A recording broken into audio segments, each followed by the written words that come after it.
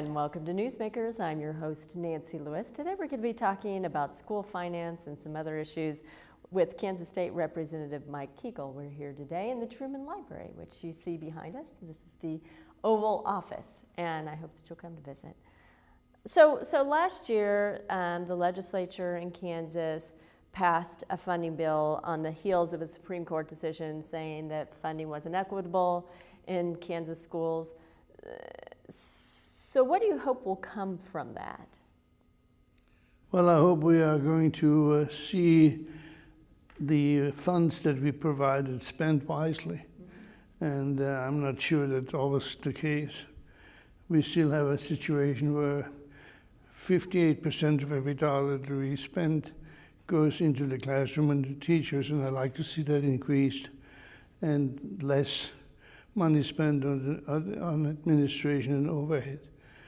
Also, the Supreme Court decision requires the Rose standards. I don't know if you're familiar with those, which means we're not talking only about money outcomes, but actual outcomes in terms of what kids are learning. And I hope that we improve, because I don't think we get a lot of results for our money.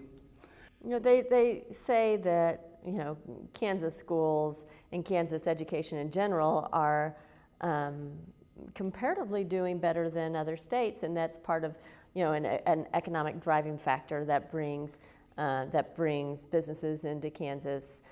But you say that it's not good enough. No, it's not good enough. It's certainly good. The Johnson County schools are very good. Compared to what? Compared to Detroit or Washington or even Kansas City, Missouri, I think we're in good shape. But we're spending almost $13,000 per student in school. If you enroll your kid, that's what the school gets from all funds, federal, state, and local. But I'm looking at our competition in the international scene. There's a study done by the United Nations every few years called PISA. You can look it up in the computer for those of you who are watching. And we're doing very poorly. We're not just below average, we're failing. We're like, out of 34 nations, we're 28 in science, 21 in math. That's not good enough. And these people are our competition globally, and we've got to do better. We are not challenging our kids. American children are no dumber than European children, but we spend 4 times as much money per student as the number 1 and 2 nations in the world, Finland and South Korea. That is unacceptable. And so obviously those are students who are going to be competing with those other students, because we're in a global marketplace now. That's absolutely correct. That is the challenge we face.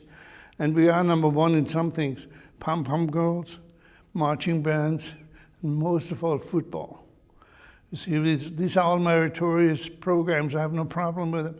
But we need to challenge our children and make sure that the laboratory and the library are more visited than the football field. I'm talking about something that will not happen, but I'm hoping that once people realize that we are in a global competition, that we do better. I wish we had more time to talk about it. It always goes too quickly. Thank you so much. Thank you for being here. And thank you for being here. We hope to see you next time on Newsmakers.